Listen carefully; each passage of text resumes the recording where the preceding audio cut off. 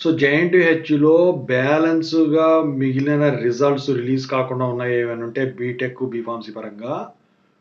So 4-1 BTech B Pharmacy, 1112 బీటెక్కే అనమాట. మిగతా B Pharmacy తర్వాత మాట్లాడుకుందాము. సో బీటెక్‌లో, బీఫార్మసీలో 2 కలిపి రిలీజ్ కావాల్సినవి ఏమైనా ఉన్నాయంటే 4-1 బీటెక్, బీఫార్మసీ రిజల్ట్స్ అనమాట. సో ఈ 4-1 బీటెక్, బీఫార్మసీ పేపర్ వాల్యుయేషన్ వచ్చేసరికి కంప్లీట్ అయిపోయి చాలా రోజులు అవుతుందండి. సీబీటీ ఎగ్జామ్స్ కూడా కంప్లీట్ అయిపోయినాయి. నాకు తెలిసి ఇప్పటికి మార్క్స్ ఎంట్రీ ప్రాసెస్ కూడా కంప్లీట్ అయిపోయి ఉంటది. అయితే ఈ మార్క్స్ ఎంట్రీ కంప్లీట్ అయిన తర్వాత ఈ సీబీటీ ఎగ్జామ్స్ రాసిన స్టూడెంట్స్ మిడ్ మార్క్స్ అప్డేషను, ఆ తర్వాత ఆ ఇంటర్నల్స్ టోటల్‌గా మ్యాపింగ్ విత్ ఎక్స్టర్నల్ మార్క్స్ చేసిన తర్వాత ఈ రిజల్ట్స్ లింక్స్ అనేవైతే డేటాబేస్‌కి లింకప్ చేయడం అయితే జరుగుతుందనమాట. సో ఈ ప్రాసెస్ అంతా వచ్చేసరికి ఈ వారంలో కంప్లీట్ అయిపోతది మాక్సిమం నాకు తెలిసి.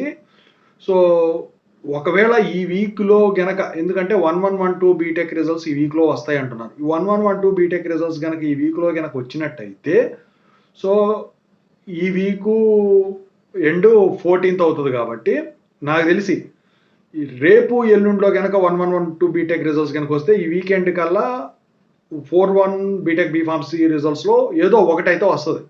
2 ఒకేసారి వస్తాయని చెప్పేసి నేనైతే ఎక్స్‌పెక్ట్ చేయట్లేదు. ఎందుకంటే ఎప్పుడు ముందు ఏదో ఒకటి రిలీజ్ చేస్తారు.